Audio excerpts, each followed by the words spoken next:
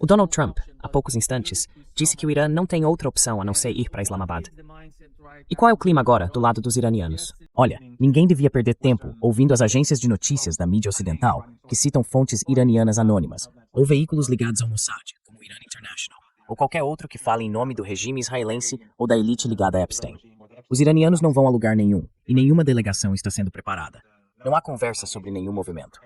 E a menos que os Estados Unidos mudem sua política, é assim que vai continuar. O Irã não tem medo. As forças armadas iranianas estão preparadas para a guerra. E se os americanos tentarem cometer crimes contra a humanidade, por exemplo, atacando infraestrutura crítica do Irã, é claro que todos eles serão criminosos de guerra. Eles já são criminosos de guerra, mas os crimes deles vão aumentar. Os pilotos sionistas, claro, são criminosos por natureza, então nem vale a pena falar sobre eles. Eles sentem prazer em matar crianças. Mas se os americanos ou o regime israelense atacarem alvos estratégicos, o Irã vai fazer o mesmo. E o Irã tem capacidades que ainda não revelou. A infraestrutura crítica do regime israelense será destruída, e a infraestrutura crítica dos regimes do Golfo Pérsico também será destruída. Esses regimes, sem eles, não haveria guerra. Os americanos não conseguiriam entrar em guerra com o Irã sem os Emirados, sem a Arábia Saudita, o Kuwait, o Catar e o Bahrein. Então eles vão pagar as consequências. E o meu conselho é que todo mundo saia de lá agora. Porque, como você sabe, se o Trump cumprir as ameaças dele em relação à infraestrutura crítica para matar crianças... Porque, veja, quando você perde eletricidade, quando perde infraestrutura essencial, pessoas morrem em hospitais, acontecem todo tipo de coisa horrível. Então, o Irã vai ter que retaliar.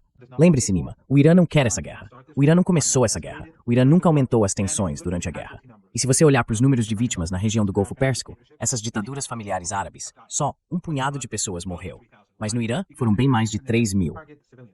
Por quê? Porque os americanos e os israelenses atacam civis. Eles miram em pessoas nas lojas, nas estradas, em casa, no trabalho. Se eles escolhem um alvo, uma pessoa específica, atacam ela junto com a família, com os filhos, com os netos. Claro, os Estados Unidos atacaram crianças de uma escola primária e nunca pediram desculpas, nunca mostraram arrependimento. É um regime bárbaro. O Irã toma cuidado para não ferir civis. Apesar da destruição enorme que aconteceu no Golfo Pérsico, a gente viu que muito poucas pessoas do outro lado morreram. E é por isso que eu acho que as pessoas devem evacuar imediatamente, porque a gente não quer que ninguém morra. Mas a infraestrutura de petróleo e gás, na minha opinião, já acabou. A eletricidade também acabou. Tudo vai acabar se o Trump cumprir a ameaça dele. E aí vamos entrar numa depressão econômica global. Não vai ter mais petróleo, nem gás, nem hélio, nem fertilizante, nem nada vindo da região do Golfo Pérsico por muitos anos. E isso vale especialmente para os aliados dos Estados Unidos. Então isso é obra do Trump. Ninguém deve esquecer que os sionistas, Netanyahu, o regime israelense, pressionam os Estados Unidos. E claro, o Trump obedece a eles por qualquer motivo que seja. E eles são os culpados. São os culpados pelo que está acontecendo agora. E serão os culpados pelo que ainda vai acontecer daqui para frente. Por que o Irã não vê como uma boa opção ir até Islamabad? Quais são os principais obstáculos do lado iraniano? Na forma como o Irã enxerga essa situação? Bom, é óbvio que temos um cessar-fogo. Nós tínhamos um acordo com os Estados Unidos e os Estados Unidos estão violando esse cessar-fogo ao impor um bloqueio aos portos iranianos no Golfo Pérsico. Isso é inaceitável. É uma violação. E por isso, não podemos negociar nessas condições. E se os americanos começarem a apreender navios iranianos também, o que já estão fazendo, isso torna tudo ainda mais impossível. Então eles deveriam lembrar que temos um grande número de navios no Golfo Pérsico, e todos eles, os que não forem destruídos, os iranianos vão tomar como compensação. Os americanos não têm boas opções. Nenhuma. Eles não têm cartas na mão. Não é que tenham poucas cartas. Eles não têm carta nenhuma. No mundo todo, as pessoas deveriam saber, vão saber, e já sabem, quem é o responsável por essa catástrofe que só cresce. E isso é só a ponta do iceberg. O verdadeiro sofrimento, infelizmente, ainda está por vir. Por enquanto, a gente só está vendo os preços subirem e o começo da falta de produtos. Mas nos próximos dias, a situação vai piorar bastante. E dentro de 3 ou 4 semanas, as pessoas vão começar a perceber que isso é de fato uma catástrofe. Professor Marandi, esse ato de, digamos, tomar o controle de embarcações comerciais iranianas, basicamente navios comerciais, como o senhor mencionou, está violando o cessar-fogo entre os dois lados. O senhor acha que um dos principais motivos pelos quais Donald Trump, ou melhor, o governo Trump, consegue fazer isso tão perto da costa iraniana é justamente por causa do cessar-fogo? E como o Irã vê essa situação? Quando esse cessar-fogo terminar, o que deve acontecer em breve? Qual seria a reação iraniana ao que aconteceu até agora? Você tem razão. Os iranianos, por causa do cessar-fogo, permitiram que a Marinha e a Força Aérea dos Estados Unidos tivessem mais liberdade de movimento. Mas o Irã ainda tem armas que não foram usadas. Algumas dessas armas não foram usadas porque os iranianos não queriam escalar o conflito. Eles não queriam escalar. Mas depois das ameaças que o Trump fez, falando em extermínio da nação iraniana, de forma efetiva, eu acho que isso significa que o Irã vai usar sistemas de armas que ainda não usou. E eu acredito que os navios da Marinha Americana, todos os ativos dos Estados Unidos e também os ativos israelenses, vão estar mais vulneráveis do que antes. As capacidades do Irã estão todas preservadas, porque suas principais fábricas e centros de pesquisa e desenvolvimento ficam bem fundo debaixo da terra. E muitas das bases de mísseis do Irã nem sequer foram colocadas em operação ainda. Elas não foram usadas. A maioria das bases de mísseis do Irã nunca foi usada. O Irã tem usado, acho que a gente já falou sobre isso uma vez, uma série de bases de mísseis desde o começo, justamente porque não quer que o regime americano e o regime de Netanyahu saibam muito sobre as outras bases. Então suas bases navais subterrâneas, estão intactas. A maior parte das bases de mísseis intactas, seus centros de pesquisa e desenvolvimento intactos. Suas fábricas para desenvolver mísseis e outras armas de alta tecnologia intactas. O Irã está mais preparado hoje do que estava antes. E os americanos podem continuar dizendo que eles estão ficando sem mísseis e drones. Foi isso que disseram por 40 dias. E como todo mundo lembra, nas 2 últimas semanas da guerra de 40 dias, os iranianos continuaram atacando cada vez com mais força. Essa não é uma guerra que os americanos possam vencer. E se houver uma ofensiva terrestre, não tenho dúvida de que os iranianos vão deixar que eles entrem, e então vão começar a atacá-los, e atacar de novo, e continuar atacando por semanas e semanas, até forçá-los a uma retirada humilhante. O Irã não vai montar uma defesa forte para proteger cada pedaço do território. O Irã quer que eles entrem no país, quer que se envolvam dentro do Irã, para depois destruí-los por dentro. O Irã não gosta de guerra. O Irã não quer guerra. Mas quando a guerra começou, eu disse que os iranianos queriam que fosse uma guerra longa. Por quê? Porque eles não querem que isso aconteça de novo. Eles querem resolver isso de uma vez por todas. No fim dessa guerra, os iranianos querem ter certeza de que nenhum país volte a pensar em atacar o Irã. E foi exatamente para isso que eles se prepararam. Eles planejaram essa guerra por décadas. E tudo que a gente vem dizendo há anos acabou se mostrando verdade. Mas, de novo, na arrogância deles, o Ocidente, os americanos, a mídia deles, fingem que isso vai ser fácil. Não vai. Vai ser impossível. E quando eles começarem os ataques, a gente vai ver mais uma vez imagens divulgadas pelo governo dos Estados Unidos mostrando mísseis destruídos, defesas aéreas destruídas, túneis destruídos. Vão mostrar que talvez tenham tomado esta ou aquela ilha e vão apresentar isso como uma grande vitória, igual fizeram na Guerra dos 12 Dias. Foi o que eles fizeram. Igual na Guerra do Ramadã, a guerra que a gente acabou de viver, e agora estamos encerrando o cessar-fogo do pós-guerra. Durante essas 2 guerras, a mídia ocidental fingiu, mesmo aquela que era contra o Trump, que suas tropas estavam indo muito bem. Mas com o passar do tempo, ficou claro que aquilo era propaganda. Que na verdade não estavam indo bem. Que seus ativos no Golfo Pérsico estavam sendo destruídos e que o regime israelense, por 40 dias e 40 noites, foi constantemente atingido. E os representantes dos Estados Unidos no Golfo Pérsico, que fazem parte dessa chamada coalizão Epstein, alguns mais sombrios que outros, mas todos sombrios. Esses regimes sofreram bastante. Só que a punição que ainda vem por aí vai ser de um nível completamente diferente, em todos os sentidos, seja na Palestina ocupada ou em futuras guerras na região do Golfo Pérsico. Como há muita desinformação e manipulação rolando agora na grande mídia, principalmente no X, que está praticamente sob ocupação sionista. O Donald Trump postou lá no X, apenas republicando um cara que dizia que a República Islâmica estaria se preparando para enforcar 8 mulheres. E o Trump escreveu algo como: "Eu estou negociando. Em breve vou negociar com os iranianos. Vou pedir que libertem essas mulheres." O que está acontecendo? Toda vez que tentam criar algum tipo de agitação contra vocês, colocar pressão psicológica nas pessoas que basicamente seguem o Donald Trump, ele tenta mencionar isso. Mas o que é isso, afinal? Existe alguma verdade nesse tipo de notícia que está circulando agora? Não, claro que isso é um absurdo. Mas aqueles que mataram pessoas durante os tumultos, aqueles que cometeram assassinatos, esses sim enfrentam pena de morte. Agora, essa história das 8 mulheres é notícia falsa. É basicamente uma forma de criar apoio para matar milhares de iranianos. E os jornalistas ocidentais vão ajudar, porque é isso que eles são. É como o Piers Morgan. Eu estive com ele ontem e acho que o público de vocês devia assistir a conversa completa. Achei bem interessante. Ele se recusou a dizer que considera o etnossupremacismo ilegítimo. Se recusou a dizer isso 3 vezes. So where are we here? The President of the United States on Friday was pretty much bringing things to a conclusion. He felt that Iran had agreed to most of the terms laid down, particularly giving up enriched uranium and so on, and reopening the Strait of Hormuz. But as we sit here now for this conversation, it appears that they're not even going to turn up at the peace talks. What is your understanding on that, first of all? Well, everything that he said was fake. The Iranians agreed to nothing. And he just puts out information on Truth Social. And later on, he's possibly going to say that the Iranians promised everything, and now they're not doing it, and so we'll have to bomb Iran. And then people like yourself and others in the Western media will continue to demonize Iran and to attack anyone who defends Iran, and we'll have another war. Strait of Hormuz. I mean, if Iran can't get its energy out whilst also depriving other people of theirs, how long can it economically sustain that kind of thing? Well, we do have to remember, because Western media doesn't put it this way, but the United States and the Israeli regime started this war. It was completely unprovoked. And 3,000, 300, 400 Iranians were murdered in this round. And this is not even the first war. This is the second war that they waged on us in less than, in less than a year. So if the Strait of Hormuz is closed, it's because, first of all, it was never fully closed. The Iranians closed it to a lot of the shipping by countries that were hosting US bases. And I think if you were in Iran's place, you did the same.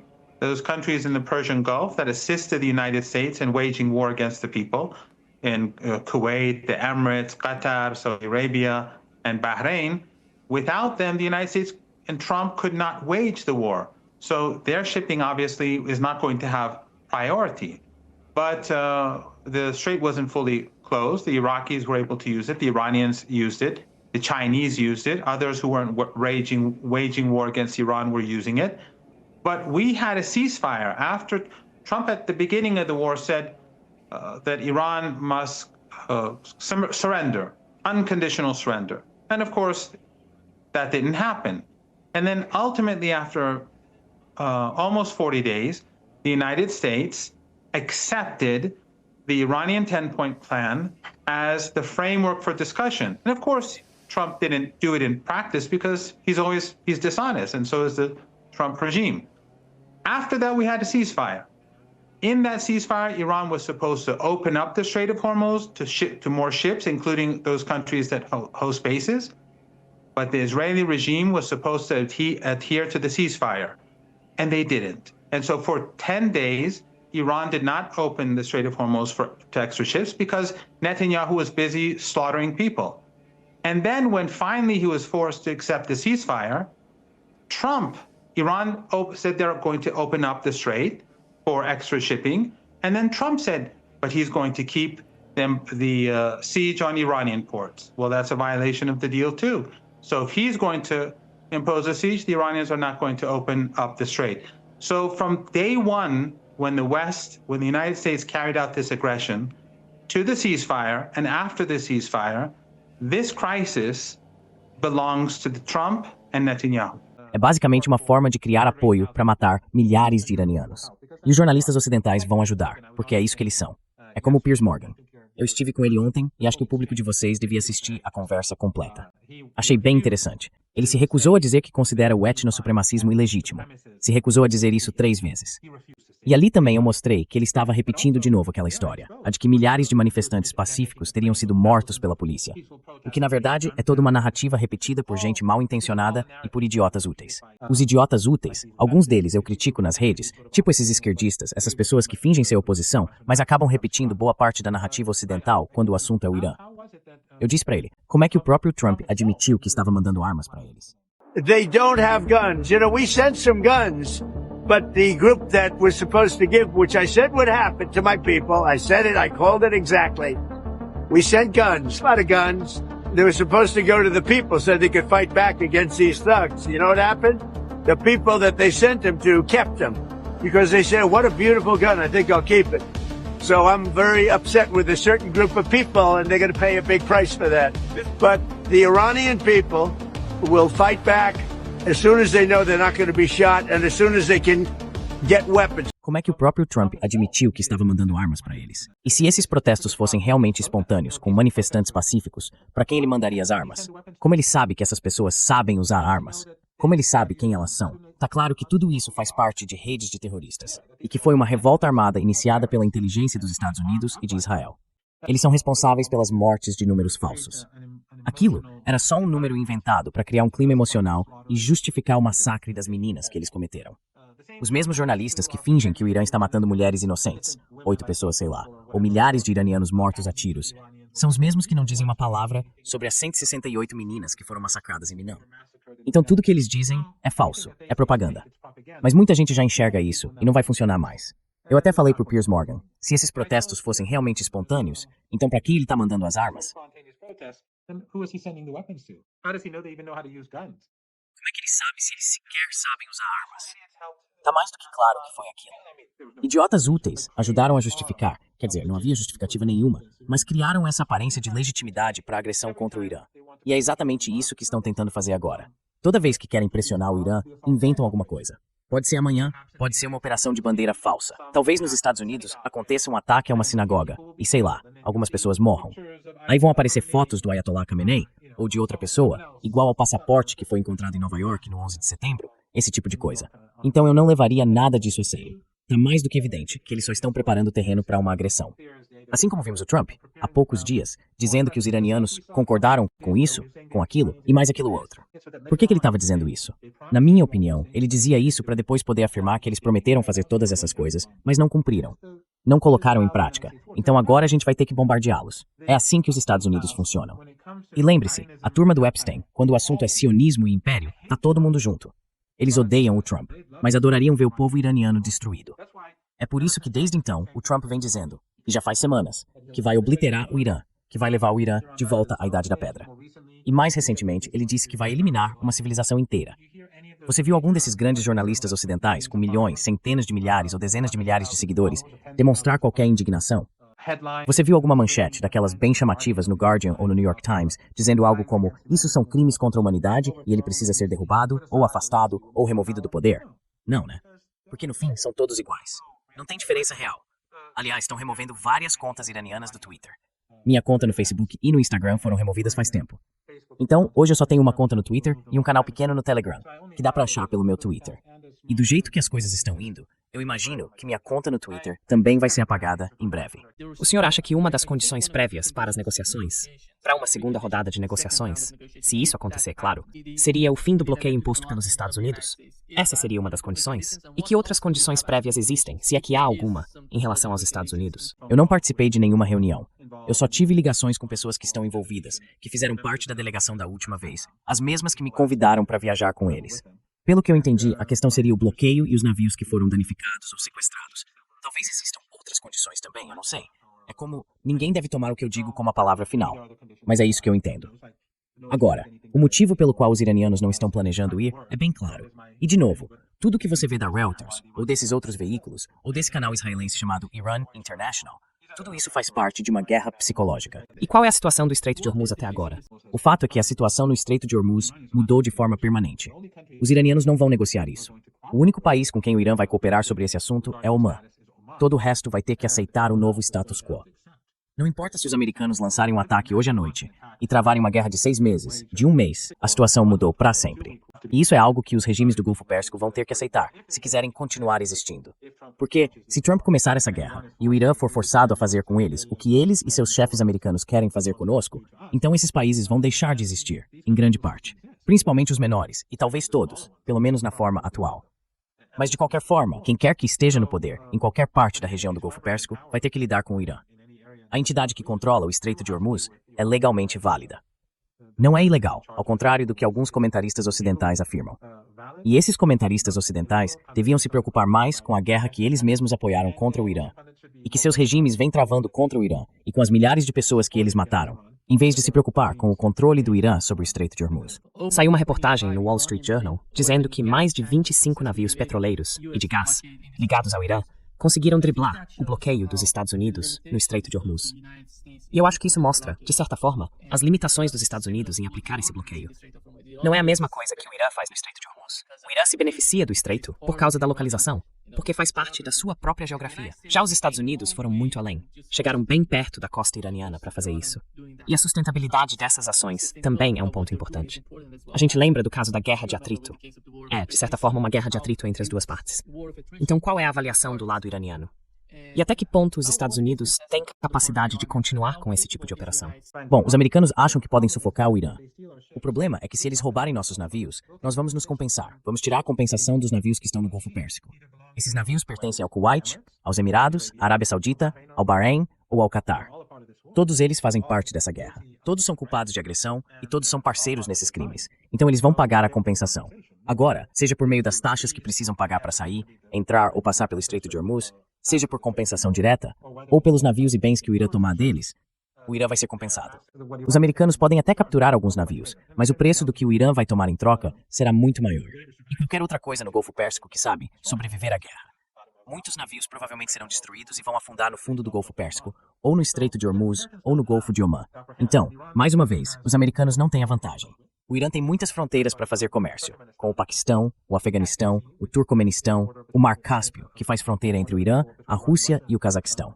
E ainda tem o Azerbaijão, a Armênia, a Turquia e o Iraque. Ou seja, não nos faltam fronteiras para negociar.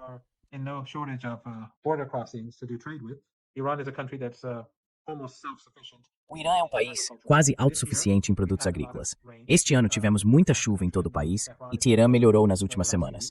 Choveu nos últimos 3 ou 4 dias. Então a agricultura deve ir bem este ano e isso vai ajudar na questão do emprego, mas também vai reduzir a necessidade de importar alimentos, frutas, verduras e coisas assim.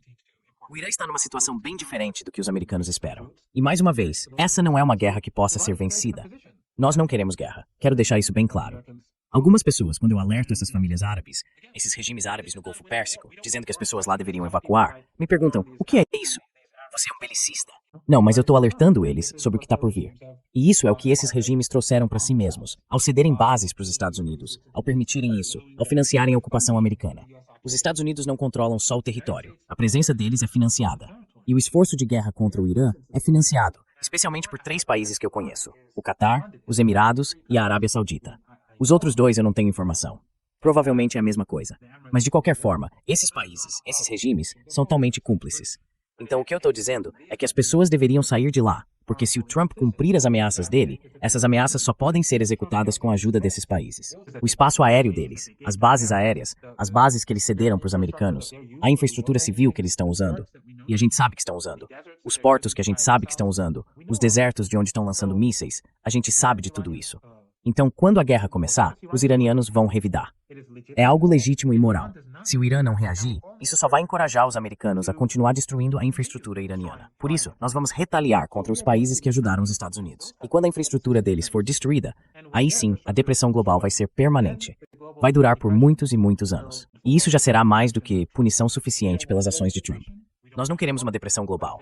Não queremos guerra. Mas se ela for imposta a nós, vamos lutar até o fim, até o último momento.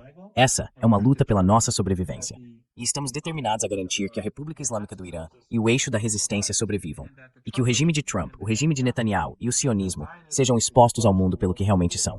O mundo vai ver, e já está vendo, que as mesmas pessoas que cometeram um genocídio contra o povo palestino, as mesmas que agora estão realizando operações genocidas contra o povo libanês, são exatamente as mesmas que estão sacrificando a economia global por causa das suas próprias ambições genocidas. Um repórter da CNBC disse: o senhor está dizendo que precisa pelo menos da perspectiva de um acordo assinado hoje ou amanhã, ou então retomaria os bombardeios ao Irã. E o Donald Trump respondeu: bem, eu espero estar bombardeando, porque acho que essa é uma postura melhor para entrar na negociação. Mas estamos prontos para agir. As Forças Armadas estão prontas para começar. Eu não entendo, porque não tem base nenhuma, não tem fundamento. Não foi definido nenhum tipo de estrutura na primeira rodada de negociações. Ele está falando em assinar alguma coisa. Mas o que exatamente ele está falando em assinar? Ele está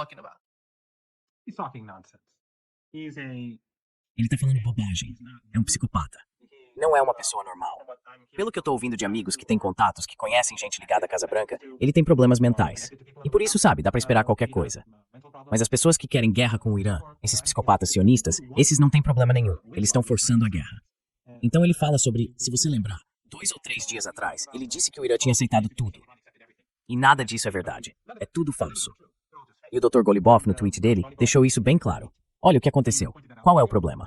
O problema é que primeiro os Estados Unidos cometeram agressão e crimes de guerra contra a humanidade, junto, claro, com o regime de Netanyahu. Mas a gente tinha um cessar-fogo. Os Estados Unidos não respeitaram o cessar-fogo. Netanyahu violou o cessar-fogo. Aí o Trump disse que o Líbano não fazia parte do acordo, porque o Netanyahu estava pressionando ele a aceitar isso. E o Irã respondeu: não, o cessar-fogo é abrangente. Vocês têm que cumprir todos os compromissos. Caso contrário, a gente não vai aumentar o número de navios que passam pelo Estreito de Hormuz. Então não vamos cumprir a nossa parte se vocês não cumprirem a de vocês. E, no fim das contas, eles acabaram obrigados a impor um cessar-fogo no Líbano. Mas o ponto é o seguinte: durante aquele período, uns 2 ou 3 dias, eu acho, antes do cessar-fogo ser finalmente implementado no Líbano, os americanos impuseram um cerco no Golfo Pérsico. Isso é uma violação do cessar-fogo. Como é que a gente pode negociar com uma entidade que não cumpre seus compromissos? Não há nada para negociar. Você só negocia se sabe que o outro lado vai cumprir o que foi combinado. Você tem um acordo e cada lado se compromete a fazer certas coisas. Então, se os americanos já estão violando esses compromissos, novas negociações não fazem sentido. Eles estão roubando navios, impondo um bloqueio contra civis, contra bens civis. Você pode fazer isso, mas a gente não vai negociar, porque vocês estão violando. Então, digamos que a gente tenha outra situação. Digamos que o Irã vá até Islamabad. Os americanos vão pensar, olha, da última vez a gente não cumpriu nossos compromissos, então agora vamos fazer novos compromissos, mas também não vamos cumpri-los. Inútil. É por isso que o Irã não pretende agir nessas circunstâncias. Simplesmente não vai acontecer. E o Trump pode fingir que o Irã fez todo tipo de concessão. Eu, pessoalmente, acho, e até falei isso há alguns dias, que ele está dizendo, quer dizer, ele costuma falar bobagens, claro, a gente sabe disso. Mas o que eu estava dizendo é que se dessa vez não for uma dessas bobagens de sempre, então acho que o que ele estava tentando fazer era dizer ao público que o Irã prometeu todas essas coisas. E depois, mais pra frente, ele vai dizer que os iranianos quebraram as promessas. Mesmo que os iranianos nunca tenham feito promessa nenhuma, eles não assumiram nenhum compromisso. Mas ele vai dizer isso pro público dele. E o público dele não é exatamente formado por pessoas muito inteligentes. E claro, também não são pessoas muito humanas. Normalmente a gente sabe bem que tipo de gente ainda apoia ele, né? Mas enfim, ele fala isso pra eles, pra que, quando ele agir com agressão, possa dizer, olha, eles prometeram fazer tudo isso, não fizeram, então fomos obrigados a atacá-los. Basicamente, é isso que eu acho que ele estava tentando fazer.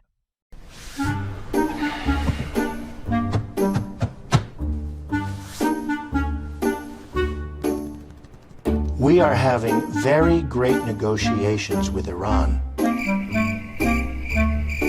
If Iran doesn't come to negotiate, we're going to bomb them. 2,000 years later. So where are the Iranians? This is from Iran.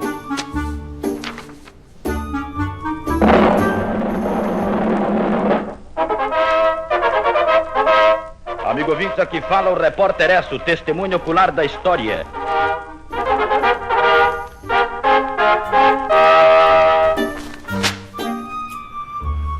All right. Then I will extend the ceasefire at Pakistan's request. O que ele está dizendo hoje é tudo bobagem. A única vez em que houve negociações diretas entre o Irã e os Estados Unidos foi no dia em que o Dr. Khalibaf estava em Islamabad. Algumas pessoas disseram, vocês fizeram negociações diretas. Não. Antes das conversas em Islamabad, não houve negociações diretas. Eram só mensagens indo e voltando. E a gente já falou sobre isso. Depois de Islamabad, também não houve negociações diretas. Só troca de mensagens, como vem acontecendo há anos. Então as negociações diretas aconteceram no dia em que eu mesmo estava em Islamabad.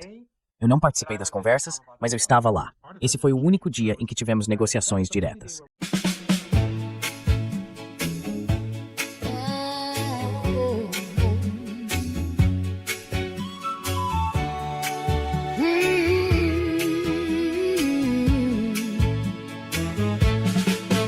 When the night is come and the mullahs won't run and the fake news screams World War III, I won't be afraid. Okay, maybe a bit, but I'd feel better if you'd stand by me. So darling, lead us, stand by me. Oh, stand by me. Oh, please just stand by me. Farmers is blocked, I say, bomb the ducks, scum, I say, sorry, Don. No rap for you, mate, not today. He is not Churchill. What a total wet weight. Why won't that lemon stand by me? The curl sipping wine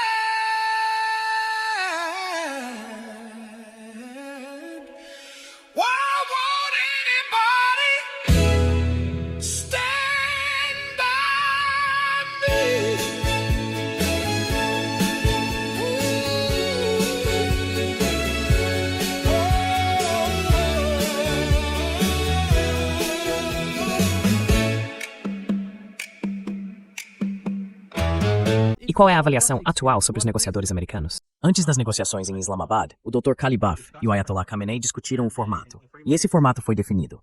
Quando o Dr. Kalibaf foi para Islamabad, ele não precisou ligar para ninguém em Teherã. Ele tinha autoridade para tomar decisões. Já o Vance não tinha autoridade nenhuma. Primeiro, ele estava cercado de agentes sionistas, de interesses israelenses, porque eram 3, Witkoff, Vance e Kushner. Do lado iraniano também eram 3, o Dr. Kalibaf, o ministro das Relações Exteriores do Irã e o vice do Conselho Supremo de Segurança Nacional, ou seja, Arati e Bagheri. Então o Vance ficava o tempo todo fazendo ligações. E uma das pessoas para quem ele ligou, como todo mundo sabe, foi o Netanyahu. E depois o próprio Netanyahu disse que o Vance prestava contas a ele. O que é bem revelador, né? Que o Vance tivesse que se reportar ao Netanyahu. E o Netanyahu disse, Vance, assim como outros altos funcionários americanos, eu recebo relatórios deles todos os dias. Então, aparentemente, ele é o presidente dos Estados Unidos, o Netanyahu. Mas o Vance não tinha autoridade nenhuma. Isso ficou claro. E foi por isso que, perto do fim do dia, os americanos começaram a não cooperar. Mesmo com o plano de continuar as negociações na manhã seguinte, eles simplesmente foram embora. Então, que tipo de negociação pode acontecer quando um dos lados não tem autoridade? Esse lado está ali só para dizer que participou das negociações. Fica óbvio que existe uma outra agenda. Se eles não estavam levando a negociação a sério, então o plano era outro desde o começo. Ou os americanos queriam se rearmar e se reagrupar. Ou eles queriam ver se depois dos combates, talvez na mesa de negociações, conseguiriam obter coisas que os iranianos não estavam dispostos a fazer durante a guerra. O que, na minha opinião, foi uma tolice, porque estava claro que o Irã não perdeu a guerra. Quem perdeu foram eles. Então os americanos se rearmaram, mas os iranianos também.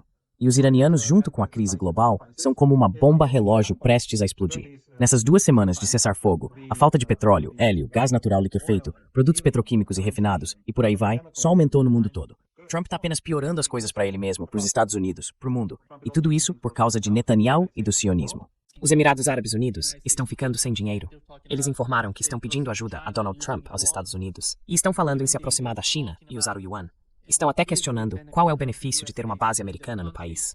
Então, o que isso representa para a região? Quais são as consequências disso para a região? Olha, eu não acho que nas circunstâncias atuais, se as coisas continuarem do jeito que estão, o regime dos Emirados Árabes vá permanecer no poder por muito tempo. Mas uma das perdas para os Estados Unidos é que, deixando de lado a crise de energia, a crise do hélio, a crise dos fertilizantes e tudo mais, aqueles muitos bilhões de dólares que iam todo mês para o mercado de títulos, isso acabou.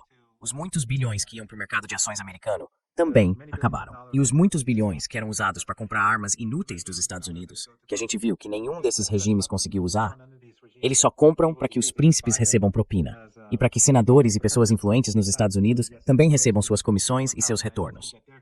Isso está chegando ao fim. Eles não têm dinheiro. E agora os Emirados Árabes Unidos estão praticamente encurralados, porque não conseguem tirar dinheiro dos Estados Unidos.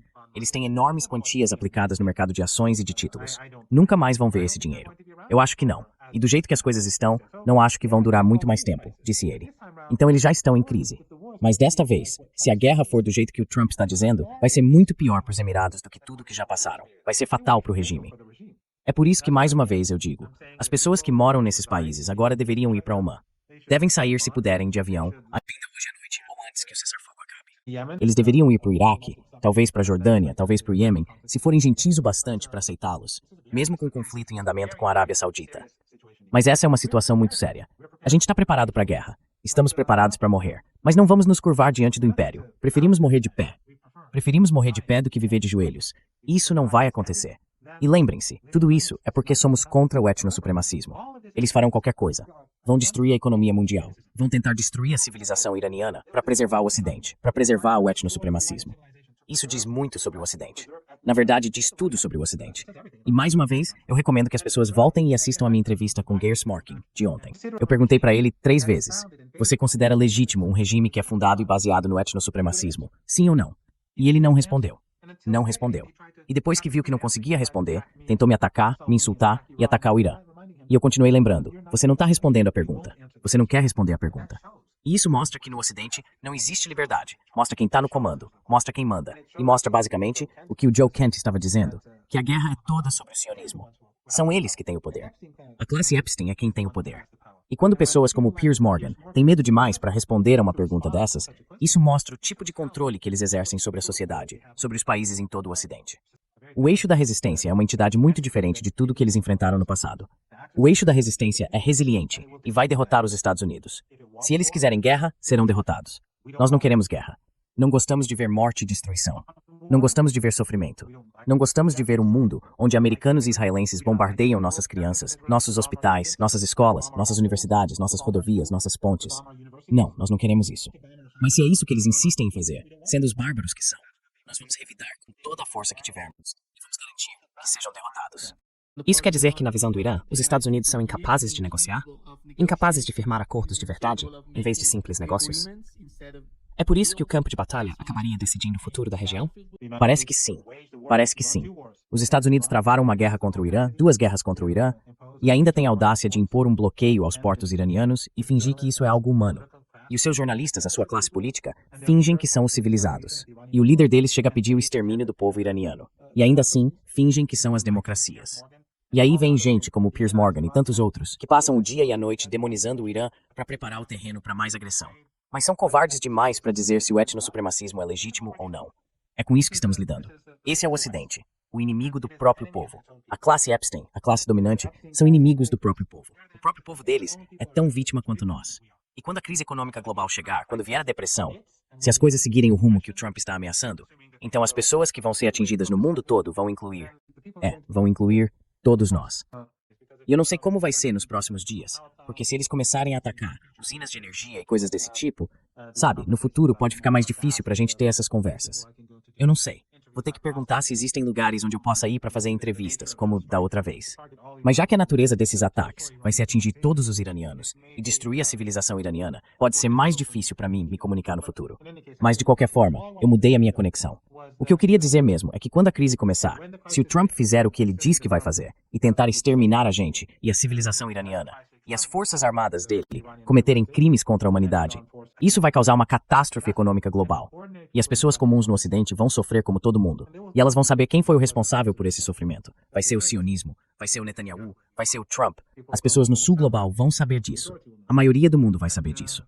E por isso, o Trump está atirando no próprio pé. Os sionistas também estão se prejudicando. Porque o pior que pode acontecer para eles é o mundo passar a vê-los ao mesmo tempo como genocidas e como destruidores da vida de pessoas em todo o planeta. Por que ninguém na região está perguntando, nas negociações com os Estados Unidos, qual é essa agenda israelense? Sabe, a do grande Israel. O que isso significa? Não só para o Irã, mas para toda a região, para a Turquia, para os países do Golfo. Porque ninguém está levantando essa grande questão, que é a questão central, a base do que está acontecendo na Cisjordânia, em Gaza, no Líbano. E agora, contra. Porque eles são fantoches. Todos eles. Fazem parte do campo americano. Estão comprometidos. Quer dizer, se as pessoas ainda não perceberam isso até agora, não vão perceber daqui para frente. Se não enxergam o que o governo turco está fazendo, não vão enxergar daqui para frente. Se não veem o que a Jordânia, a Arábia Saudita e os outros estão fazendo, também não vão ver daqui para frente. Mas o Irã não vai permitir que as forças de resistência sejam derrotadas, não vai permitir que o regime israelense ocupe o sul do Líbano. E os atos de resistência não vão abandonar o povo palestino. O regime israelense está perdendo, o sionismo está perdendo, o mundo os despreza. E isso vai ter consequências enormes. E os Estados Unidos não vão vencer essa guerra. Então precisamos estar preparados para os próximos dias, para as próximas semanas, para os próximos meses. Mas o tempo não está do lado dos sionistas.